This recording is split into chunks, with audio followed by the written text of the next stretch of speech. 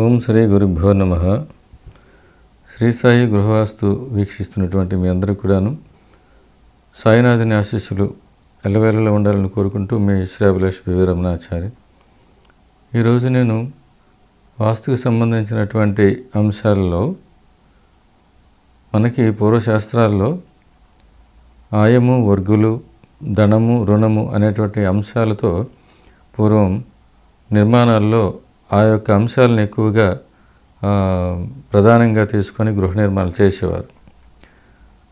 అయితే అది ఆనాటి కాలానికి అనుగుణంగా ఆనాటి కాలంలో నిర్మాణాలు అంటే పెంకుటిళ్ళు, అలాగే పిరమిడ్ షేపులో ఉన్నటువంటి గృహాలు, దాంతోపాటుగా పురిపాకలు అంటే వెన్నుతో కూడినటువంటి నిర్మాణాలు, గడ్డిళ్ళు, ఆనాటి నిర్మాణాలకి అనుకూలంగా ఆనాడు శాస్త్రం, వాస్తుశాస్త్రం ఏంటంటే జ్యోతిష శాస్త్రంలో ఒక భాగం.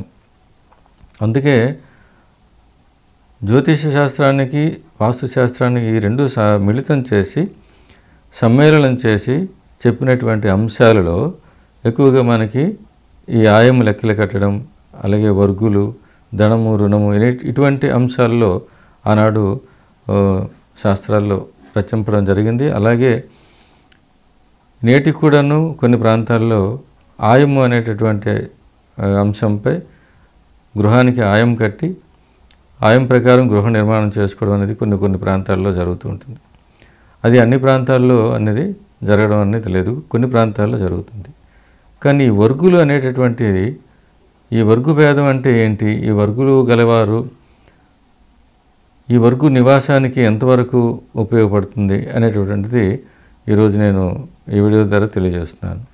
ఆ మధ్యకాలంలో కొంతమంది సార్, నాది తూర్పు వర్గానికి చెందినటువంటి పేరు, నేను తూర్పు ముఖం పెట్టుకొని గృహం కట్టుకోవచ్చా అని అన్నటువంటి సందర్భాలు ఉన్నాయి. ఉదాహరణకి ఇక్కడ వర్గులు అంటే వర్గులు అనేటటువంటి ముఖద్వారాన్ని సూచించవు, దిక్కును సూచిస్తాయి. ఈ వర్గం గలవారు ఈ దిక్కులో నివసించాలి అనేటటువంటిది అక్కడ దాని యొక్క ఉద్దేశం.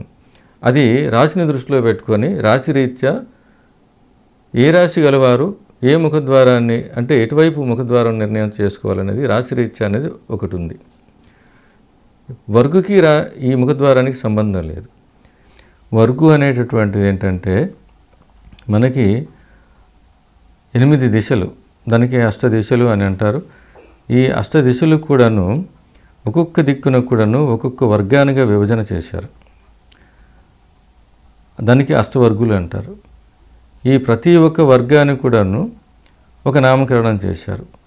అవేంటంటే ఆకా, చాట, తాప, యాస అనేటటువంటి పేర్లను, అంటే ఇవి మనకి గుణింతాల్లో ఉంటాయి.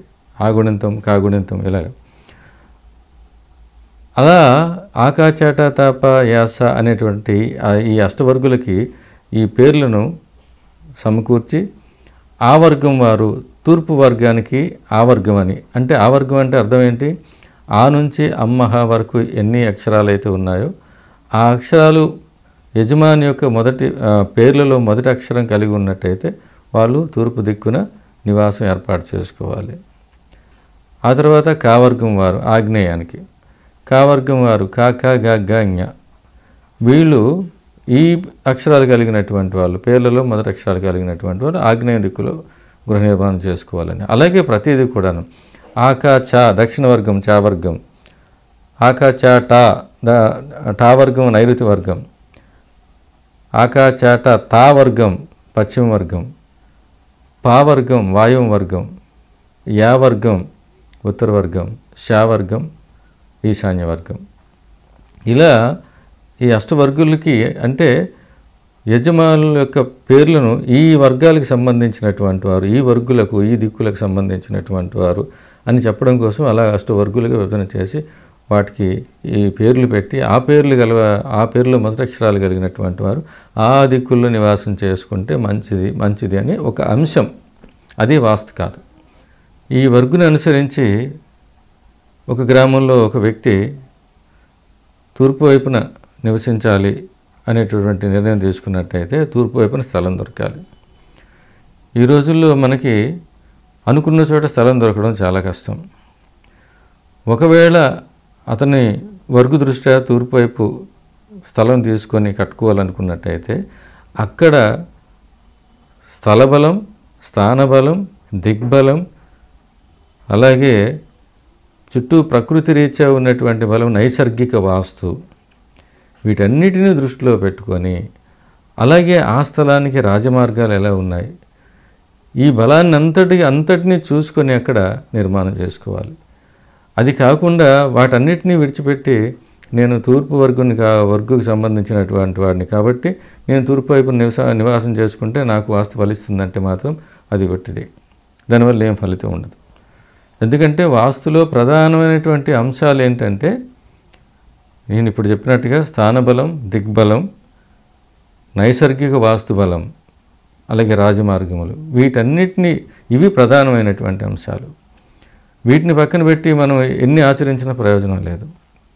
అలాగే గృహ నిర్మాణం యొక్క విధానం, ఆ స్థానంలో గృహ నిర్మాణం ఎలా చేసుకోవాలి, ఆ గృహ నిర్మాణం యొక్క కొలతలు ఎలా ఉండాలి. ఎందుకంటే వాస్తులో ప్రధానంగా సైన్స్ అనేది చాలా ఇంపార్టెంట్. వాస్తు శాస్త్రం అనేది ఎంత ఇంపార్టెంట్, దాంతోపాటుగా సైన్స్ అనేది కూడా ఒక 50% ఉంటుంది. ఒక విధంగా చెప్పాలంటే సమృద్ధికరమైనటువంటి వెలుతురు, గాలి, వెలుతురు, వాతావరణం, ఇవి ఎక్కువగా గృహంలో మంచి ఆరోగ్యాన్ని, ఆనందాన్ని ఇస్తాయి. ఈ పంచభూతాలకు సంబంధించినటువంటి అంశాలన్నీ కూడాను జోడించి గృహం యొక్క డిజైన్ కొలతలు ఈ స్థలంలో నిర్మాణం చేసేటప్పుడు చుట్టూ కాంపౌండ్ విడిచిపెట్టినట్టయితే ఏ కొలతలతో ఆ గృహ నిర్మాణం చేసుకునే వారి యొక్క అభిప్రాయం ప్రకారం ఎన్ని గదులు ఏర్పడతాయి, ఆ గదులు ఎలా నిర్మాణం చేసుకోవాలి, ఆ గదుల్లో ఉపగదులు, మరుగుదొడ్లు ఇవన్నీ ఎలా నిర్మాణం చేసుకోవాలని ఆ కొలతల్లో కూడాను చాలా నిగూఢమైనటువంటి వాస్తు ఉంది. ఇదంతా విడిచిపెట్టి ఒక వర్గుని దృష్టిలో పెట్టుకున్నట్టయితే ప్రయోజనం లేదు. ఇక వర్గుని దృష్టిలో పెట్టుకొని తూర్పు వర్గం వారు తూర్పును ఉండాలి, ఆగ్నేయ వర్గం వారు ఆగ్నేయంలో, అలాగే దక్షిణ వర్గం వారు దక్షిణంలో, ఇలాగ ఏ వర్గం వారు ఆ దిక్కులో ఉండాలనుకునేటప్పుడు నాకున్న సందేహం ఏంటంటే మరి ఆ గ్రామానికి మధ్య భాగంలో ఏ వర్గం వాళ్ళు ఉంటారు అనేటువంటిది నా సందేహం. ఒక్కొక్క దిక్కులో ఒక్కొక్కరు నివసిస్తే శుభం అని అంటున్నారు. మరి అటువంటిప్పుడు గ్రామం మధ్య భాగంలో ఎవరు ఉంటారు, ఏ వర్గు వారు ఉంటారు అనేటటువంటిది నా సందేహం. అది ఎంతవరకు కరెక్ట్ అనేది మనం ఆలోచించుకోవాలి. ప్రతి వర్గునకు కూడాను తూర్పు వర్గునకు మనం దానికి ఆ వర్గం అని చెప్పుకుంటున్నాం. ప్రతి వర్గునకు కూడా అధిపతులను ఏర్పాటు చేశారు. అంటే ఇక్కడ అధిపతులు అంటే మనకి అష్టదిక్కులకు దిక్పాలకులు ఉన్నారు. ఆ దిక్పాలకులు అధిపతులు మనకి తూర్పునకు ఇంద్రుడు, ఆగ్నేయానికి అగ్ని, అలా అందరికీ తెలిసినటువంటి విషయం. అలాగే వర్గులకు అధిపతులు నిర్ణయించారు. ఇక్కడ ఒక విశేషం ఏంటంటే ఇది జ్యోతిష్యానికి వాస్తుకి మిళితం చేసినటువంటి విషయం అని చెప్పడానికి ఇది ఒక ఉదాహరణ. అక్కడ అధిపతుల్ని జంతువులుగా నిర్ణయించి తూర్పు దిక్కునకు గరుక్మంతుడు అధిపతి, ఆగ్నేయానికి పిల్లి అధిపతి, దక్షిణానికి సింహం అధిపతి, నైరుతికి కుక్క అధిపతి, పశ్చిమానికి సర్పం అధిపతి, వాయువ్యానికి ఎలుక అధిపతి, ఉత్తరానికి సింహం ఏనుగు అధిపతి, ఈశాన్యానికి కుందేలు అధిపతి, ఇలా అధిపతుల్ని జంతువులుగా నిర్ణయించారు. ఇందులో మనం జ్యోతిష్ శాస్త్రాన్ని ఒకసారి తీసుకున్నట్టయితే వివాహ విషయంలో భార్యాభర్తలకి గణపొంతన, అలాగే జంతు పొంతన, యోని పొంతన, నాడి పొంతన ఇలా చూస్తారు. రాక్షసగణం, దేవగణం, మానుష్యగణం అంటే గణపొంతన కూడా భార్యాభర్తలు ఇద్దరు ఏకగణం సర్వోత్తమం అని అంటారు. ఒకే గణం కలిగినటువంటి వారు ఉత్తమం అంటారు. అలా గణపొంతన సరిగ్గా ఉండాలని, అలాగే జంతు పొంతన కూడా శత్రువులు కాకూడదని. అంటే ఉదాహరణకి భార్యాభర్తల్లో ఒకరు సింహం, ఒకరు ఏనుగు కాకూడదని. అదే అంశంలో దృష్టి పెట్టుకొని తూర్పు వర్గు కలిగినటువంటి వారు, అంటే తన పేరులో ఉన్నటువంటి అక్షరం అది తూర్పు వర్గానికి చెందినటువంటి వారు పశ్చిమ వర్గంలో నివాసం ఏర్పాటు చేసుకోకూడదు అని పెట్టారు. ఎందుకంటే తూర్పు వర్గానికి అధిపతి ఎవరంటే గరుక్కుమంతుడు. ఈ గరుక్కుమంతుడు అధిపతిగా ఉన్నటువంటి ఆ వర్గం వారు పశ్చిమ వర్గం సంబంధించినటువంటి సర్పవర్గం అంటే పాము, అలా నివాసం ఏర్పాటు చేసుకున్నట్టయితే వాళ్ళకి అది శత్రువర్గం అవుతుంది. వాళ్ళకి అది ఆ స్థానం అనేది అంత శుభకరం కాదు, అంటే శత్రువర్గానికి వెళ్ళినట్టు. అలాగే ప్రతి దిక్కుకి పంచమ దిక్కు ఏదైతే ఉందో అది శత్రువర్గం అవుతుంది. తూర్పునకు పశ్చిమం, ఆగ్నేయానికి వాయువు, దక్షిణానికి ఉత్తరం, నైరుతికి ఈశాన్యం శత్రువర్గం అవుతుందన్నమాట. నా పరిశోధనలో నేను తెలుసుకున్న విషయం ఏంటంటే, ఒక వ్యక్తి ఒక స్థానంలో గ్రామ మధ్య భాగంలో ఉంటూ పశ్చిమ దిక్కునకు వెళ్ళి స్థలం కొనుక్కొని బాగుపడినటువంటి వాళ్ళు ఉన్నారు. అలాగే తూర్పు దిక్కునకు వెళ్ళి ఇబ్బంది పడినటువంటి వాళ్ళు ఉన్నారు. ఉదాహరణకి సాధారణంగా తను ఉన్నటువంటి స్థానం నుంచి తూర్పు దిక్కునకు నూతన గృహ నిర్మాణం చేసుకునేటప్పుడు అటు వెళ్ళేటప్పుడు మంచి ఫలితాలు వస్తాయి. 50% మంచి ఫలితాలు వస్తాయి, 50%. ఎప్పుడు అక్కడ స్థానబలం ఉండేటప్పుడు 100% అనకూడదు, ఎందుకంటే అది ప్రపంచంలో జరగదు. కనీసం 80% అయినా సరే మంచి ఫలితాలు అనేవి ఎక్కువ శాతం ఉంటాయి ఎప్పుడు అక్కడ స్థానబలం ఉన్నప్పుడు. ఇక్కడ ఏ దిక్కుకు వెళ్ళామనేది కాదు, తూర్పు ఉత్తర దిశలు శుభ దిశలు, ప్రతి దిశ కూడా శుభ దిశే. ఎప్పుడు కంపస్కి నార్త్ 0 డిగ్రీలో ఉన్నప్పుడు ప్రతి దిశ కూడాను శుభ దిశగానే మనం పరిగణలోకి తీసుకోవాలి. ఇక్కడ వర్గులు అనేటటువంటిది పూర్వం ఒక అంశాన్నిగా పెట్టుకున్నారు. ఎందుకంటే ఆ రోజుల్లో ఇటువంటి నిర్మాణాలు, ఇటువంటి సాంకేతిక పరిజ్ఞానం, ఇటువంటి నైసర్గిక స్వరూపం మారిపోతుందని కానీ, ఇటువంటి నూతన నిర్మాణాలు వస్తాయా కానీ, ఇటువంటి భవనాలు వస్తాయా కానీ ఆ రోజుల్లో శాస్త్రవేత్తలు అంతగా ఆలోచించలేదు. పూర్వశాస్త్రాలు ఆనాటి కాలానికి అనుగుణంగా వర్గులు, ఆయము, ధనము, రుణము అని అలా చెప్పారు. దీన్ని దృష్టిలో పెట్టుకున్నట్టయితే ఇది మనకి జ్యోతిషానికి వాస్తుకి మిళితం చేసినటువంటి సబ్జెక్ట్ ఇది. కానీ ఇక్కడ ఒక మాటలో చెప్పాలంటే నేటి కాలానికి అది అంతగా వర్తించదు.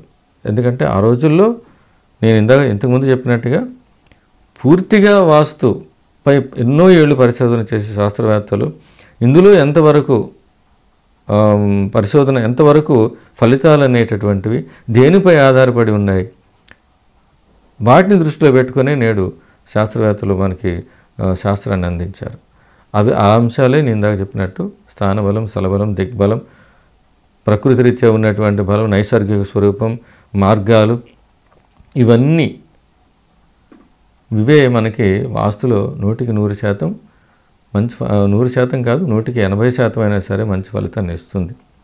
ఈ వర్గులు, ఆయము, ధనము, రుణము అనేటటువంటి విషయాలు ఆనాటి శాస్త్రాల్లో రచించారు. ఆనాటి కాలానికి అది వాడుకలు ఉన్నాయి. నేటికి కూడాను ఆయముని ఎక్కువగా దృష్టిలో పెట్టుకుని నివాసం చేసే సందర్భాలు ఉన్నాయి. కానీ ఈనాడు ఆయం ఎంతవరకు, వర్గుల గురించి అయితే ఇప్పుడు చెప్పాను, ఆయము ఈనాడు ఎంతవరకు ఆయాన్ని నిర్ణయం చేసుకొని కట్టడానికి వీలవుతుంది, అది అందులో వాస్తవికత ఎంత ఉంది, అది ఎంతవరకు మానవునికి సహకరిస్తుంది అనేది నేను మరొక వీడియోలో నేను తెలియజేస్తాను. ఇప్పటివరకు ఈ ఛానల్ వీక్షించినటువంటి మీ అందరికీ కూడాను సాయినాథుని ఆశీస్సులు దండిగా ఉండాలని కోరుకుంటూ మీ శ్రావణ వివరమణాచారి. ఓం శ్రీ సాయిరామ్.